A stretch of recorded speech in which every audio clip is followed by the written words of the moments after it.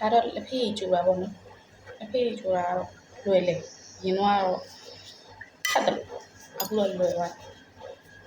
ဒီမှာပြအဲ့လိုမျိုးလေး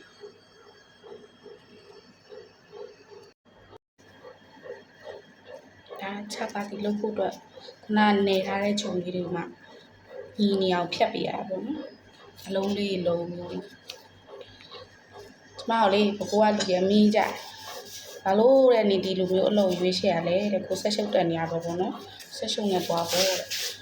ဆက်ရှုပ်ပညာဆိုတာကျမတက်ပြီးသွားပြီလေတက်ပြီးပညာတော့ပဲထူတုံသုံးလို့ရတယ်လေဒီလုံးကြတော့ဘယ်လိုပြောမလဲကျမတို့ကုန်ကြစည်လည်းနေတယ်လို့ပြောလို့ရှိရင်လည်းရတဲ့လာစားလုံးဝနဲ့ပြင်ရတယ်လေဘာစရိတ်မှမကုန်နေစိတ်စားတဲ့ကြီးနောက်ပြီးတော့လည်းပညာလည်းရတယ်အခုဆိုလို့ရှိရင်ကျမမုံလည်းလက်တက်တယ်နောက်ရှင်တံပေါက်ချက်တက်တယ်နောက်ကြရင်လက်ဖေးကောင်းကောင်းကြိုတက်တယ်ပညာရတယ်စံလည်းရတယ်နောက်ကြတော့ကျမအခုနေရတဲ့အိမ်ကျတော့တက်တာရလေတတိမရဲ့တတိရဲ့ကလေးလေးတယောက်လို့ရှိရင်ကျမတတိမသဘောကောင်းတယ်ကျမအချက်တယ်ဘယ်လိုပြောရမလဲဒီမှာပင်မခဲ့တဲ့မြတ်ဒီမှာလာနာနေရတယ်ပင်မအလိုလိုရကျမမျက်နှာတစ်ချက်လေးအညို့မခံတတိမဘယ်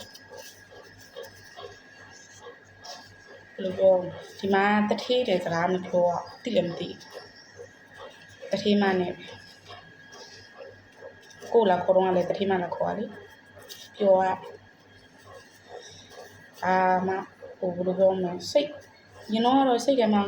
ဟောငါရွေးချယ်လမ်းမြန်မှားသွားလားပေါ့နော်နောက်ပဲကြတော့မှားအောင်မှန်နှစ်ပြည့်သွားလို့စာအုပ်တက်တန်တိုးပြီးသွားရင်တတိမပြန်လာမလားတဲ့အဲကျမလေးဖင်နာဦးမယ်ဒီဇိုင်နာတင်တက်ဖို့လို့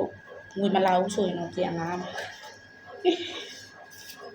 ဟာဒီလိုလုံးလေးခဏလောက်တိတ်ထားသေးတယ်2မိနစ်3မိနစ်လောက်ဒီမှဒါနဲ့လှိတ်အပြားလေးပြောအောင်ဘိုင်